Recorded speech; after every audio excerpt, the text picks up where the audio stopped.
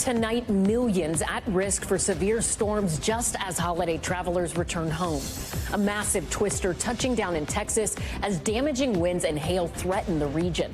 Flash floods leaving drivers stranded. On the West Coast, a powerful atmospheric river dumping torrential rain and several feet of snow in the mountains.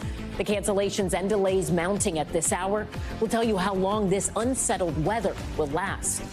Also tonight, the search for answers after that deadly plane crash in Kazakhstan. New images showing the Azerbaijan Airlines plane riddled with holes. Experts saying evidence points to a Russian anti-aircraft system. The growing speculation over what brought that plane down. Avalanche warning. Parts of the country on alert. Scary video showing snow violently cascading down a mountain in the northeast. While in Utah, two brothers snowmobiling, narrowly avoiding tragedy. The terrifying moment as one brother watched the other get buried beneath the snow and how they both made it out alive. A man with dementia missing for hours after going to check his mail. Family members finding no signs of him, calling in police for help. The technology being praised for locating him in just a matter of minutes. Delta's second stowaway. Another person caught sneaking on board a flight, this time one bound for Honolulu. How they were able to make it past security and when they were eventually caught. And Netflix's Christmas Day game changer. The streaming service making its NFL debut with a Beyoncé halftime show, packing a Super Bowl-style performance. So was it a touchdown for Netflix after being plagued by streaming issues in the past? We'll explain. Plus, it is the biggest day for gift returns, but should you wait to make that swap? Top Story starts right now.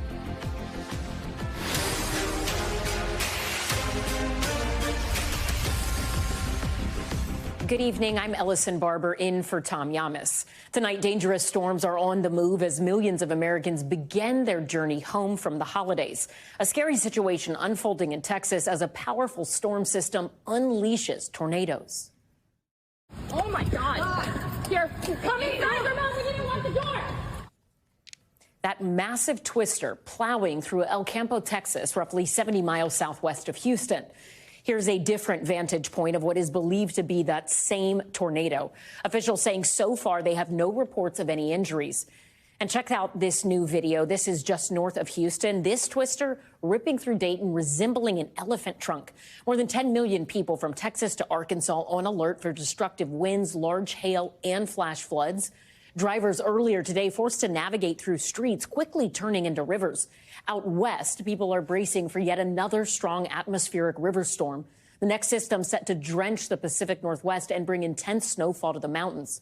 Here's a look at the areas that will feel those major impacts. We'll time it all out in just a moment with meteorologist Michelle Grossman. At this hour, flight delays, cancellations, they are climbing. We're seeing the worst delays at Dallas, Fort Worth, George Bush Intercontinental, and Chicago's O'Hare Airport. We have so much to get to this evening. We're going to start with NBC's Dana Griffin. That is insane. Tonight, multiple reported tornadoes in Texas. There it goes. This one touching down 70 miles southwest of Houston. A driver captures this stunning funnel on camera. Wharton County officials say there's no major damage or injuries reported yet. Northwest of Dayton, Texas, this reported twister spinning through fields. It's right next to that highway. Heavy rain and widespread flooding creating a post-Christmas travel challenge. Snarling ground and air traffic across the Dallas-Fort Worth area. Hundreds of flights delayed and canceled. Today, millions are under severe storm risks in the southern plains. In the Pacific Northwest, communities bracing for wind, rain, and snowy conditions as another atmospheric river takes aim at the region. Some parts of the Sierra saw 8 inches of snow. Crews clearing roads as holiday travelers return home. It came in hard and fast, actually. We had a lot of holiday traffic. And in Northern California, where part of the Santa Cruz Wharf plunged into the ocean, the restroom is now sitting on the beach, where onlookers turned it into a Christmas Day spectacle, taking selfies ahead of another high surf warning as we head into the weekend. And Dana Griffin joins us now from Portland, Oregon. Dana, what is the latest on conditions there in the Pacific Northwest? Yeah, Ellison, so we had a system move in overnight. Right now, the rain has stopped, but another system is coming right behind it overnight, which will dump more rain and more snow. And in areas like the Pacific Northwest, the ground is already saturated. So the concern is when you have more moisture, it could lead to slides and down trees. And also further south from us, in Northern California, you've got those high surf warnings that will last through at least parts of the weekend.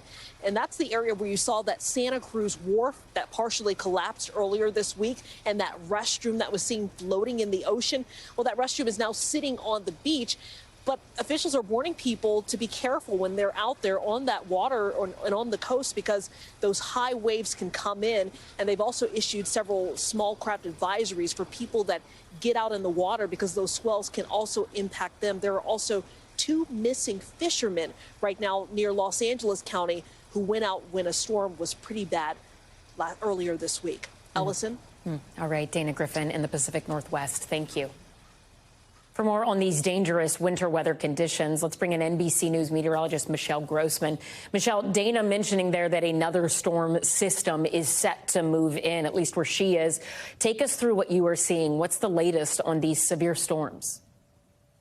Hi there, Ellison. Yeah, we're seeing these 2 separate systems. So in the west first, you can see on radar, rain is falling and it is heavy at times and will continue to be heavy. We have that new system moving onshore tonight. We're going to see an additional 3 to 5 inches of rain, and we're going to see an additional 1 to 3 feet of snow in the mountains, the highest elevations of the mountains. That's the first thing. The second storm is a system in the south. That's bringing some wicked weather tonight. We have lots of lightning in portions of the south central states, really heavy rainfall, bringing us some downpours, which is causing some flooding. So 10 million people at risk tonight. We're going to see winds gusting over 70 miles per hour. That could cause damage on its own, bringing down power lines, some trees. Also hail. We've seen hail with these storms even since this morning, and a few tornadoes are possible. We showed you video of those reported tornadoes. They will get confirmed by the National Weather Service over the next couple of days. But still, this tornado and severe thunderstorm threat is there. Enhanced risk where you see Lufkin to Livingston, Houston in that darker orange color, but yellow shading could see some strong storms, and that's what we're seeing right now. On radar, we are seeing lots of lightning. We have an active tornado warning that's issued by the National Weather Service. That's where you see that red box on the screen here. So what do you do in a tornado? You want to get to the lowest level of your house. You want to get to a basement if you can. If you don't have a basement, get to an interior portion, an interior room, a powder room, a closet, because we're going to see the chance for more storms. You notice that pink box on the right just popped in. So that tornado watch is extended now into the state of Louisiana. With this, we're seeing really heavy downpours as well. That's causing the chance for some flash flooding. We've seen video of that as we've gone through this Thursday. Where you see the blue here, Ellison, that's the greatest chance of seeing some flash flooding through tomorrow morning. Back to you. All right, a lot to watch there. Michelle Grossman, thank you. Yeah. Turning now to power and politics and the showdown between cities and the incoming Trump administration on immigration after campaign promises of deportation on a mass scale. NBC's Sam Brock one-on-one with President-elect Trump's border czar, and a look at how immigration policy and enforcement could soon change nationwide. Tonight, the impending clash between the incoming administration and sanctuary cities looks closer to combustion after San Diego's Board of Supervisors approved a measure requiring the feds obtain a judicial warrant for undocumented migrants already in their jails. Bottom line is, I'm shocked at what San Diego did. And bottom line, we're still coming to San Diego when we do our job. Look, it's more difficult, but we're still doing it. Thomas Homan is President-elect Trump's border czar and the former director of ICE. You see San Diego's recent actions as having no legal muster, and you're just going to move right through that? I think San Diego's legal action is going to be will be in litigation. It's the latest salvo in a showdown over immigration policy that also affects cities like San Francisco, Chicago, and New York. It's unfathomable to hear that the incoming administration wants to devastate over 28 million American families in this country who live in mixed status households. Murad Awauda is president of the New York Immigration Coalition. He's also concerned that Trump's controversial family detention policy may be back on the table. People need to understand it's not in we say detention, but it's not in a jail setting. This is actually an open air campus, family type facility that is open air, right? So we're not talking about razor wire and a penal institution, things like that. They have childcare, they have education and programs. There is no such thing as a soft detention site. There's no humane way of detaining children in prisons, because that's what it ends up becoming, even if it's a tent structure. President-elect Trump has promised deportation on a mass scale starting as soon as he steps into office, as concerns over family separations remain high. Do you worry, though, that you will actually be separating children from their parents and punishing children for the actions of their parents? Our plan, we have no plan to separate children from parents. The parents going to have to make a decision. That's parenting 101. I'm going to say it again. If you choose to have a child here in the United States while you know you're here illegally and you know you're on a court order to deport, that's on you. A 2023 consent decree between the Biden Department of Justice and the ACLU banned family separations for 8 years. Do you believe the decree needs to be re-examined? I think, yeah, we need to re-examine that, see if it makes sense from a national security perspective. Holman also told us, Ellison, the criteria that he's looking at to determine whether or not to bring back the family detention program, cost for one, also how many families will be impacted. He couldn't say whether it would just be the 3 facilities shuttered under the Biden administration or if it could be more. Ellison, back to you. Important reporting. Thank you, Sam Brock. We're going to turn overseas now to the latest on that deadly plane crash in Kazakhstan. Authorities say dozens were killed after the plane carrying 67 people from Azerbaijan to Russia went down. But now some experts are casting doubt on Russian officials' claim that a flock of birds hit the jet, saying Russian air defense fire might have actually caused the crash. NBC's Steve Patterson has the details. Tonight, speculation and skepticism swirling over the skies of Kazakhstan, as a mounting chorus of aviation experts and government officials, supported by new video of the wreckage, questioning what really happened.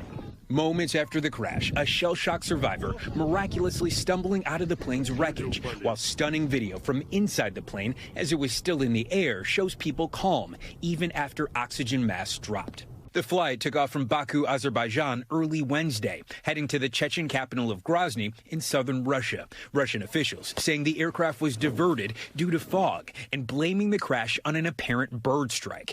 But enhanced video shows what experts say appears to be shrapnel damage.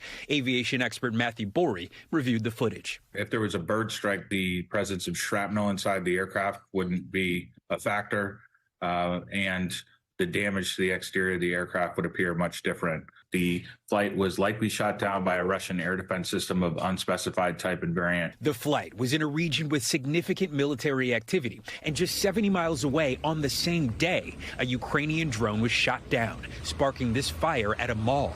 The crash comes after a Dutch court recently concluded that a Malaysian Airlines flight was brought down in 2014 over Ukraine by a missile fired by pro-Russian fighters.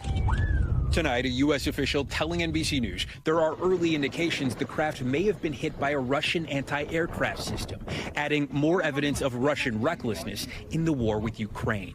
The Kremlin responding that it would be incorrect to make any hypothesis before the investigation comes to conclusions. Meanwhile, a day of mourning in Azerbaijan, red roses laid for the fallen. And Steve Patterson joins us now. Steve, some airlines suspended flights in the region. Talk to me about the latest there. Yeah, first of all, listen, 5 airports in Russia shut down due to unspecified safety concerns, 4 of them in Moscow alone, although they have since reopened. Meanwhile, as you mentioned, in light of developments in Russian airspace, Israel's El Al Airlines is suspending its operations in the Tel Aviv to Moscow route for the coming week. Ellison? Steve Patterson, thank you. For more on the questions surrounding this plane crash, I want to bring in Jeff Guzzetti, an NBC News aviation analyst and former aircraft accident investigator. Jeff, I do want to go back to this idea of whether or not this plane was struck by a Russian air defense system or a flock of birds. Very different things, and in my mind, not something that I would think one could be confused about if you looked at marks on a plane. So let me show you some of the damage that we have seen in photos on the page. I mean, this appears to be holes. You are the expert. I am not. Does that look like a bird strike to you, or does that look like something more comparable to what we would see in some sort of kinetic and or military type activity? Good evening, Ellison. No, it absolutely does not look like a bird strike to me. that kind of peppering is consistent with high energy particles or shrapnel that you might see from an anti-aircraft device. Bird strikes usually, takes out a radome. In the case of the Miracle on the Hudson, it took out both engines and there was a loss of engine power. Here you didn't have that. Here you have an unexplained loss of control, and then you see these pictures of holes in the tail section. There's also some video showing that plane before it ultimately went down. You can kind of see the pilots kind of moving. It seems like they're ascending and then also descending. They did divert and move this plane hundreds of miles off of their original destination and flight track. When you look at this sort of videos as an investigator, what sort of questions would you start to have based on the video alone? And where would you point your investigation from seeing something like this? Well, the main question I have is what caused this lack of controllability of the aircraft? We see it not only in the video that you're showing here, but also in the recorded radar track as the airplane was attempting to make this emergency landing, ostensibly. And you can see problems with the pitch control, the moving of the nose up and down, and also the rolling action of the airplane. And you see an attempt to land. Unfortunately, the nose doesn't level out. It's still pointed down a bit. And at 200 knots, that was enough to impart this kind of damage. So I've got concerns about the hydraulic system of this airplane and what could have taken out the lifeblood of the airplane, the hydraulic fluid that operates the flight controls. And certainly the flight data recorder is going to tell the tale of what happened here. Not only the flight data recorder, but the cockpit voice recorder to see what kind of sounds occurred in that airplane during flight.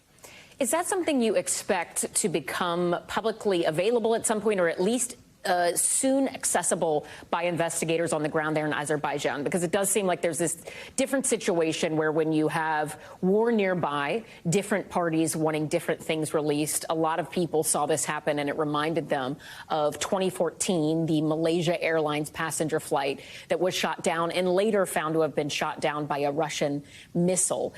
Talk to us about sort of what happened in that instance and if you see any similarities here. There's certainly similarities between what I see with this accident with Azerbaijan Airlines and MH17, the Malaysian Air 777 that was shot down by Russian separatists. You see the peppering of shrapnel signatures, just like you do in this case. And also, in all of these cases, MH17, there was a Ukrainian airliner that was shot down 5 years ago in Iran. The ICAO, the International Civil Aviation Authority, calls for a transparent investigation.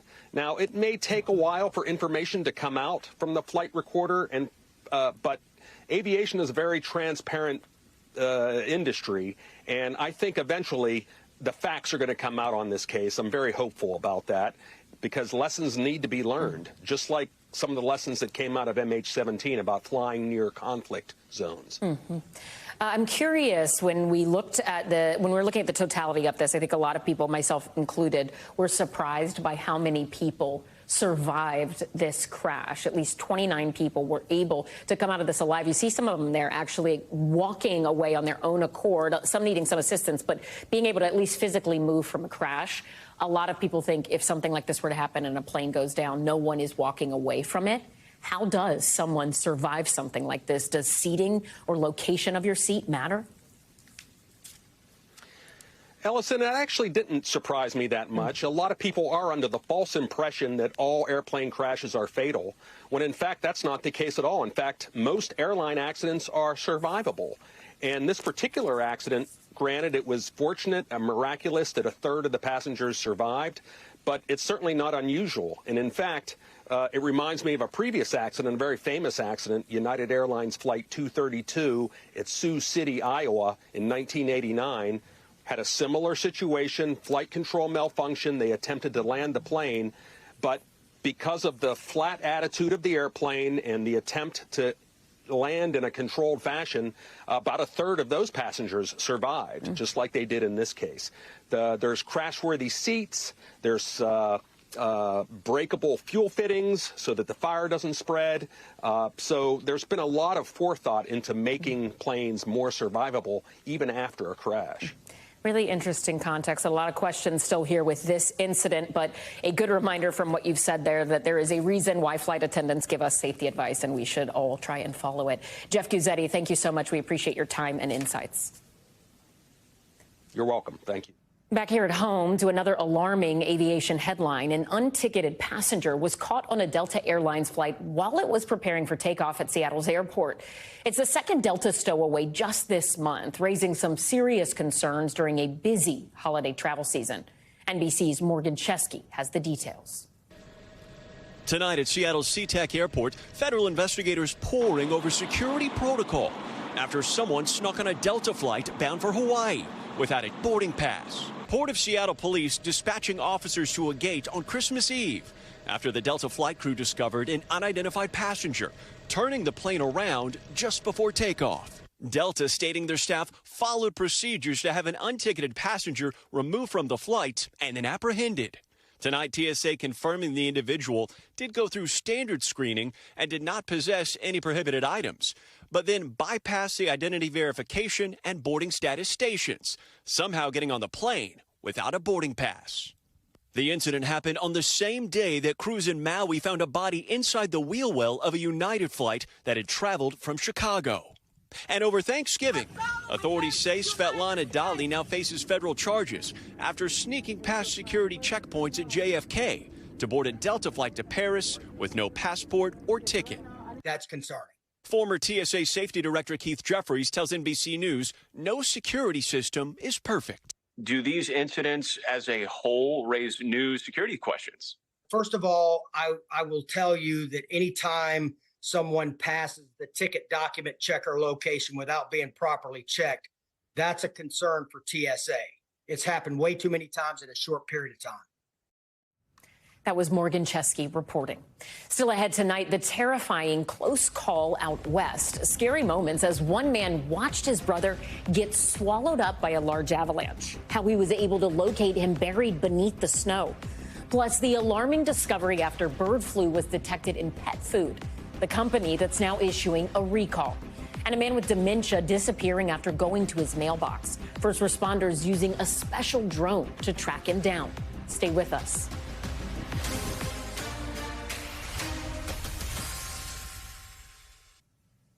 Back now with a harrowing close call in the mountains of Utah. One man getting caught in an avalanche while snowmobiling, surviving because of his brother's quick thinking and the life-saving device they both were carrying. NBC's Adrian Broaddus has this story. Tonight, a warning for holiday thrill seekers. Proceed with caution. Officials describing the dangers of avalanches like this one in New Hampshire's White Mountains, the same mountain where earlier this month a snowboarder spotted on video narrowly escaping this avalanche as the massive shelf of snow barreled toward them. The most violent thing I've ever felt. A terrifying situation brothers Hunter and Braden Hansen understand all too well. On Tuesday, the two were exploring a snowy hillside in the Franklin Basin of northeastern Utah on snowmobiles when an avalanche came barreling toward them, burying Hunter. Felt like you were in a washing machine, just tumbled, and then it just compacted into what felt like concrete. Couldn't breathe, I couldn't do anything. Braden, who was higher up on the hill, watched as the snow overtook his older brother, who wasn't able to get back to his snowmobile in time to outpace the avalanche. Turned around to watch the slide hit Hunter and then just watched him kind of get tumbled and buried and then lost sight of him. Braden activated a beacon, a device that showed him Hunter's location. Hunter had been pushed about 150 yards from where he was just moments before. I could see his hand, his gloves kind of poking out, waving. But by the time I got to him, he was about 2 feet. His head was about 2 feet under the snow and just cleared the snow away from his head and got his helmet off so that he could start breathing again, and then just started digging his body out from there. Experts say the brothers did almost everything right. But going into an avalanche path can have deadly consequences. What are the top recommendations folks should do to protect themselves in case of an avalanche? People need to access the avalanche forecast for the day. People need to not go alone, but also go one at a time through avalanche paths while your partners watch from a safe location. And you need to have all the right safety or rescue equipment, a transceiver, a probe, and a shovel. One wrong move almost turned a Christmas Eve adventure into a family tragedy. This new dad grateful for his brother's quick thinking. I told him I was on my last breath. I mean, I tried to hold it in as much as I could. I feel very blessed and lucky to, have him, with his quick thinking and hurrying down to me with his sled and his beacon and, shovel and got me out of there. Adrian Broaddus joins us now with more. I mean, just an extraordinary and also terrifying story. Braden rushing to Hunter's aid right away, and Hunter still said he was starting to struggle to breathe. He said his last breath there. Do we know really how long he had under that situation? You know what, Ellison, that's the common misconception. Many people think an avalanche victim would run out of oxygen, but our experts say that's just not the case. Snow actually has plenty of oxygen. The real danger comes from the carbon dioxide building up around the victim's mouth, and they're unable to expel this gas. And because the gas is trapped, it makes it incredibly hard to believe. To answer your question, about 5 minutes before a person will lose consciousness. And after 15 minutes or so, the chances of survival drops dramatically. That's why it's so important to have a trusted companion, as he had his brother at his side, who likely saved his life that day. Ellison? Really great reporting. Adrian Broaddus, thank you. Technology coming to the rescue in Southern California. Authorities using a heat-detecting drone to find a 78-year-old man with dementia after he went missing from his home in Malibu. Makalo Medina from NBC News Los Angeles has this report. It's an amazing tool. Images from a 5-pound drone show rescuers where a 78-year-old man with onset dementia was lying on the ground for nearly 3 hours after he went missing. We used the drone to fly over the location, and we were able to locate him within 20 minutes. Yeah, just 20 minutes of flying actually produced some miracle for a worried family in Malibu. You can see these pictures from rescuers they shared with us of the man after they found him. He had went to go check his mail around 4:30 Monday afternoon, never came back. His family searched and yelled for him, but nothing. This man was actually down and unable to move, unable to signal to anybody, and unable to answer anybody because of the dementia. That's when the drone came in. It was able to search for him not just with a bird's eye view, but with an infrared lens that could see what humans cannot: heat. So the infrared technology literally shows up like a highway cone, a bright orange or reddish appearance on the monitor. That was the elderly man curled up on the ground, alone but alive. He was very, very cold and shivering and really unable to answer or be clear in what he was saying. He was actually holding a TV remote with him. Deputies say this is the first time the technology has actually found a person. It's pretty new for them. They've only deployed it about 20 times so far. I'm extremely happy we were able to actually find him. Glad he's home for Christmas now. Makalo Medina, NBC 4 News. When we return, the pet food company issuing a recall. That decision after bird flu is detected in one of their products. What pet owners need to know tonight.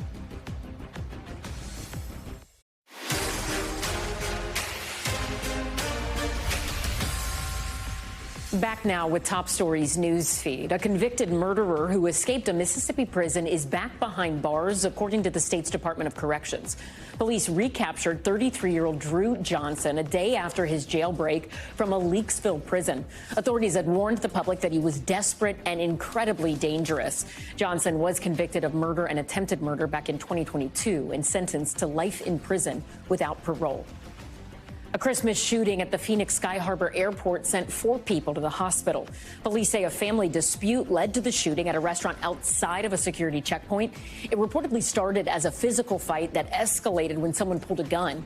A woman and 2 men were shot. Another person was stabbed. The woman is hospitalized in critical condition. The other 3 are said to be in stable condition. At least 2 people were taken into custody. And an Oregon-based pet food company issuing a recall after some cat food tested positive for a deadly strand of the bird flu. Northwest Naturals, a company based in Portland, is voluntarily recalling its Northwest Naturals brand 2-pound feline turkey recipe raw and frozen pet food. At least one cat died after eating one of the contaminated products, according to officials. The recalled products were sold nationwide. We have more information available on NBCnews.com. Turning now to an NBC News investigation. What happens when your insurance company refuses to pay for a life or death treatment prescribed by your doctor? NBC's Stephanie Gosk takes an in-depth look at the difficult choices some cancer patients find themselves facing. Kay Sue has been battling cancer for nearly a decade. One of the hardest moments was in 2018. The cancer returned, stage 4, metastatic. Did it feel like a death sentence in that moment? Absolutely. And it still does. It's almost like being on death row and just waiting. All of my off-label drugs. Remarkably, she was able to battle the cancer back, but her oncologist said it could return again, and PET scans were key to detecting it. How often do you have to get the PET scans? It should be 4 to 5 months. A schedule she followed until her private health insurance changed to Cigna. And she says the company wouldn't pay for the screening. They thought it was not medically necessary. Does your oncologist think it's medically necessary? Yes. So does Dr. Ashley Sumrall from the American Society of Clinical Oncology. PET scans are all part of accepted guidelines. That means that multiple experts agree that a PET scan is appropriate. But Cigna refused to pay for the scans, which can cost $10,000 to $15,000 each. Sue's doctor appealed and was denied. With the delay in her screening, Sue worried the cancer would return. Angela Pike understands that struggle well. Her husband, Tracy, was diagnosed with stage 4 stomach cancer in 2023. He was so sick, he went from a 250-pound man to about 130 pounds. Tracy's doctors in Louisville ran out of strategies to help him. They said he needed HIPEC surgery, a kind of chemotherapy that a cancer center in Houston agreed to perform. It was about 10 or 11 o'clock at night, the night before the surgery, where we got a phone call from the surgeon himself that the insurance had actually denied the surgery. In the denial letter, Blue Cross Blue Shield of Illinois said HIPEC was experimental. But here's what the American Society of Clinical Oncology says. HIPEC is no longer considered experimental. It has crossed the threshold into widely available treatments. But not for the Pike family, whose surgeon appealed, only to be denied. At one point, the mother of 3 took to TikTok with her guitar, hoping someone might be able to help them. Surgery was only $42,000. They put a price tag on my husband's life, and they decided he wasn't worth $42,000. How desperate did you feel in those moments? It doesn't get more desperate than opening up your guitar case and standing in front of a hospital in 100-degree weather in Houston. He never got the treatment. Instead, his cancer spread. And roughly a year after his diagnosis, Tracy Pike died at the age of 46. Are you left wondering what would have happened if he had gotten that procedure? There are definitely a lot of days where I've thought about that. In a 2022 survey, clinical oncology professionals were asked about the effect health insurance authorization had on patient care. 87% said they resulted in denials of therapy. 80% said they resulted in disease progression. 36% said they resulted in patient death. Blue Cross and Blue Shield of Illinois, Pike's insurance company, declined to comment on her husband's case, adding, "We are committed to increasing access to safe, appropriate, and effective health care based on the best available information and research." Sue's insurer, Cigna, tells NBC News, "We strive to do our best to ensure that each person gets the appropriate care as quickly and easily as possible. We fell short for Miss Sue." Cigna contacted Sue after NBC News reached out to the company for comment on our story. Sue did ultimately get that PET scan this fall, she says, but only after her employer paid for it out of pocket. Your health is in the hands of an insurance company. Do you feel like they care about your well-being? No, I don't think so. As a result of me fighting for that PET scan, I found out that I have metastasis to my liver. The screening that had been delayed confirmed her worst fears. Her cancer has returned. Stephanie Gosk, NBC News, New York. Turning overseas now with top stories Global Watch, starting with the Israeli airstrikes in Yemen. The strikes targeting areas controlled by the Iranian-backed Houthis in retaliation for the group's missile attacks against Israel. The strikes hitting an airport in Sana'a where the Director General of the World Health Organization was preparing to board a flight. He is okay. At least 4 other people were killed in the strikes. And more despair unfolding in Gaza. 4 infants froze to death in southern Gaza's Al-Mawasi refugee camp, according to Gazan health officials. Aid groups have said the infant hypothermia risk is high in the besieged strip, with so many forced to live in tents this winter. The war in Gaza has killed more than 45,000 Palestinians. Over half of them are women and children, according to the enclave's health ministry, which does not differentiate between civilian and combatant deaths. And more chaos is unfolding in Mozambique after 6,000 inmates escaped from a high-security prison in the capital city.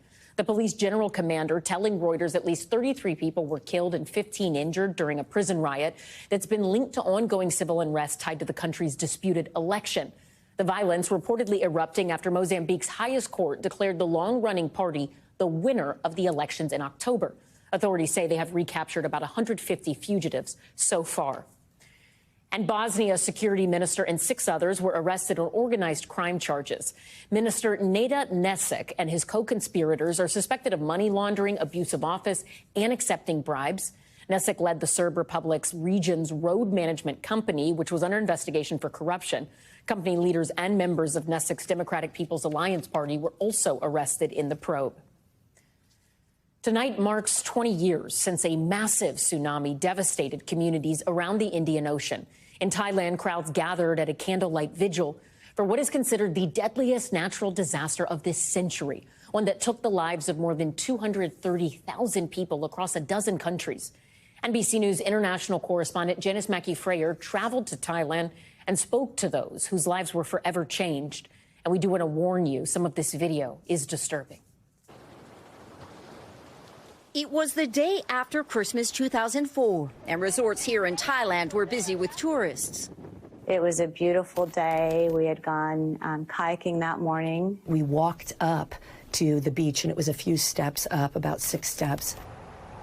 We came out of the breakfast place. I asked my son, "What's the time?" He said, "Papa, 10:01 a.m."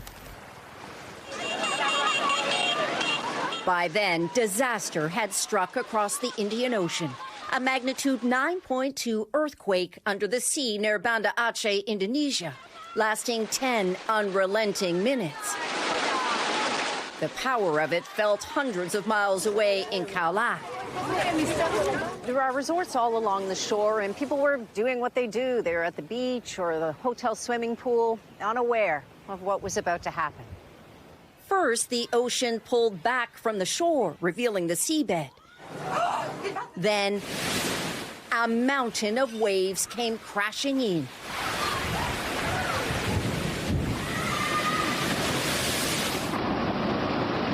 People on upper levels of hotels shot videos that would make history. 20 years later, 3 American survivors who were at different resorts in Thailand that day still recall every painful detail of when it hit. The scene was like Niagara Falls is moving towards you. It was squeezing me, and I can't quite describe it. I heard after that the water was traveling 250 to 500 miles an hour. My body was being crushed and contorted. My right hand was essentially amputated. I mean, it was just an unbelievable moment to realize this is happening to you and that you're going to die instantly. Wave after wave, at times higher than 100 feet, demolished coastal areas in 14 countries. Within hours, an estimated 230,000 lives were lost, from Indonesia to Sri Lanka, India, and Thailand. I was calling out for my good friend Ben Abels, and I didn't hear anybody's voice. Everything was silent. Abels from Chicago didn't survive. 20 years on, life around Khao Lak has in many ways recovered. And a shelter set up in the tsunami's wake for orphan children is now a permanent home for kids in need. This is a place that has given me everything, says Watana Satirachot, who was 12 years old when the tsunami changed the course of his life and brought him here. Now, with 2 college degrees, Watana is running the orphanage where he grew up, raising 93 kids with help from donations and fundraising. I remember the goodness, he says, of the past. I always tell the children, if the tsunami didn't happen, we wouldn't have this home to stay together. Survival has brought unexpected second chances. Wondered if I'd be better off with a prosthetic hand, and they assured me that slowly but surely it would come back. And I play tennis, I kiteboard, I mountain bike. I'm an avid skier. I'm the mother of 3 teenagers. I've had a wonderful life. I think one of the biggest things is to not blame yourself. If you have that survivor's guilt, you've got to let it go. You truly were allowed to survive for a reason. Here, every December, volunteers gather at the cemetery for tsunami victims who were never identified. They sweep, clean, and remember the day the water changed everything. Janice Mackey-Freyer, NBC News, Khao Lak, Thailand. When we come back, it is officially the season for gift returns. And if the present you got is not right for you, how long do you have to make that exchange? Plus, the service allowing you to make a return without even stepping foot into a store. Stay with us. We're back now with Money Talks. With the holidays over and all of the gifts unwrapped, Americans who didn't love what they got are headed back to the store, receipt in hand. Shoppers are expected to return 16.9% of annual sales this year, according to retailers. That's $890 billion in merchandise, a huge chunk of it coming in this week. For more on this rush to return, we're joined by NBC News business and data correspondent Brian Chung. Brian, so some shoppers, they might want to get their returns done early, but for those looking to dodge the post-holiday crowds, how long do they have to get everything returned? Well, I can tell you not a lot of people are dodging the post-holiday crowds, at least here at Willowbrook Mall in Wayne, New Jersey, because the lines were crazy at some of these stores. I was speaking with an associate at Lululemon, which, to be fair, is very popular, and they were saying like 98% of the people in the line at that time were there just for returns. No one was actually buying anything new. But it underscores the rush the day after Christmas for people to take those unwrapped gifts and bring them back to the store. Now, one thing that is good to know for people that are doing returns is that the window to return is indeed longer for things that you'll purchase during the holidays. So if you think about Amazon and Walmart, their return deadlines are as late as January 31st. So you really don't have to rush to the store right now to get things back, to get that refund. Although I want to point out electronics are kind of the big exception there, as is the case at Best Buy and also Apple. The deadlines to get those things back are actually towards the beginning and middle of January. So just double check those receipts on electronics. Yeah, so just looking at those deadline changes, or I guess arguably kind of extensions to some, any other return policy changes that shoppers should be aware of this holiday season? Yeah, well, the pandemic kind of changed everything with the ability to just purchase and return things as well online. So the good news is that people have more options really than ever to return things. In addition to just sending it back to the retailer in the mail, you can also do things like bring it back in store, and you can even bring it back to entirely different retailers because of companies like Happy Returns, which are kind of partner with other retailers to help you do that. But the downside of having more options is that in some cases, the retailers are taking on more costs that they're choosing to punt back to the consumer. So in many cases, you're seeing retailers enforce what they call restocking fees, as well as shipping return label fees, and that could be as much as $12 in some cases. You've seen it as a few bucks at places like J. Crew, as well as Abercrombie and Fitch. So again, just double check to make sure the way that you're returning, what types of fees might be associated with that. It's going to be a really good kind of rule of thumb to make sure you're not getting charged any nickels or dimes as you try to bring merchandise that just didn't fit right or maybe wasn't the right color back to the store. And you just mentioned a company I have not heard of, Happy Returns. What is that? Is that a service people can use?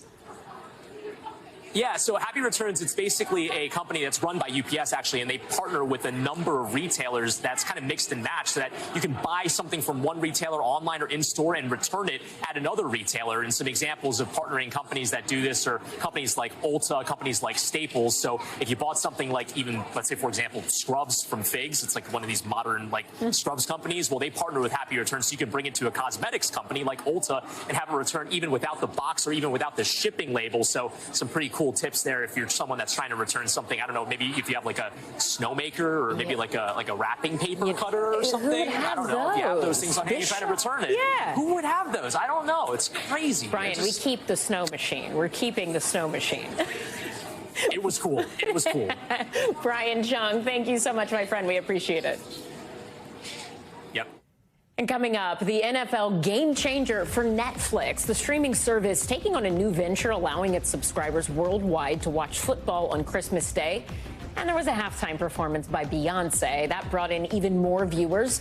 So was it a touchdown or did Netflix fumble? We'll explain. And finally tonight, in between opening presents and enjoying a holiday feast yesterday, you might have also caught some Christmas football.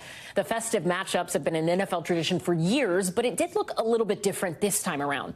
Netflix hosted this year's holiday games between the Kansas City Chiefs at the Pittsburgh Steelers and the Baltimore Ravens at the Houston Texans. The streaming giant paying a whopping $150 million to the NFL to score the rights to Wednesday's games. And that big bet paid off. The NFL announcing today that nearly 1/3 of Netflix subscribers tuned into the Chiefs-Steelers game, making it the second most popular live title in Netflix history. While some tuned in for football, others tuned in to watch the Queen herself, Beyonce, of course. She was performing songs from her country album Cowboy Carter live for the first time with special guests like Post Malone, Shabuzi, and even her daughter, Blue Ivy. So to help us break down what these major numbers mean for the future of sports streaming, I'm joined now by Ben Bergman. He's a senior correspondent at Business Insider. Ben, thanks so much for joining Top Story. Okay, look, a lot of people were waiting to see what would happen here because a lot of people, I'm one of them, watched that Jake Paul-Mike Tyson fight and noticed a lot of glitches. We could even go back and be like, yeah, we tried to watch the Love is Blind reunion. That did not go well live either. But it seems like a lot of the kinks that people were worried about happening didn't happen in as big of a way as maybe people feared, right? Walk us through what went wrong in past streaming endeavors for live events and what Netflix got right this time. Yeah, so Netflix been around for decades, going to a $400 billion company, doing shows like Squid Games and Stranger Things, very different than airing live events. So as you mentioned, the past two live events it had done were pretty much disasters, especially the fight, which was only last month, people complaining about glitches and holdups. And you just could not have that with the NFL, with them spending $150 million committing to NFL rights on Christmas for the next 3 years. That would have been a disaster. But luckily, they worked ahead of time to do something they didn't do for last month's fight, which is to increase capacity on internet service providers and their own servers. And it paid off. It mostly worked. You know, we look at these numbers. We don't have specific numbers on viewership right now, but the NFL is saying that they were told about 1/3 of Netflix subscribers tuned in. End of Q3 of 2024, Netflix had about 282.7 million subscribers. So it's a big number of people who were watching.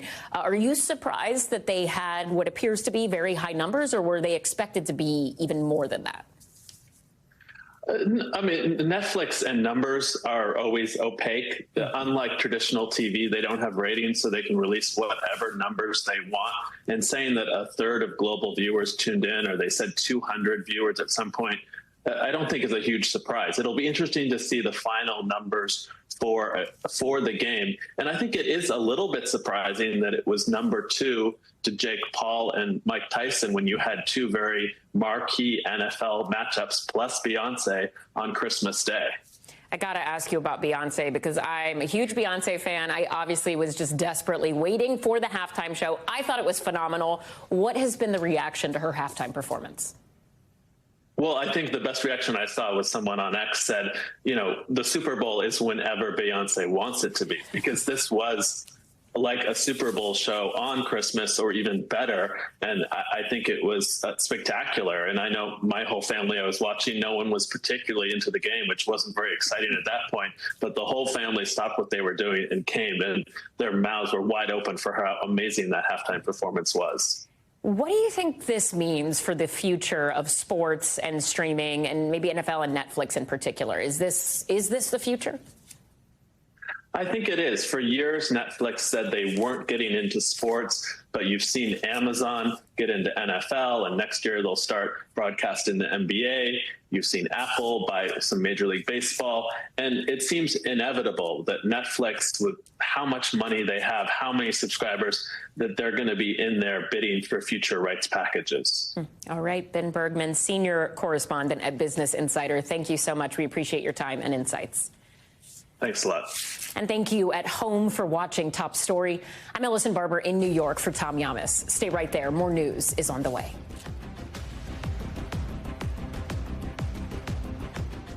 Thanks for watching. Stay updated about breaking news and top stories on the NBC News app or follow us on social media.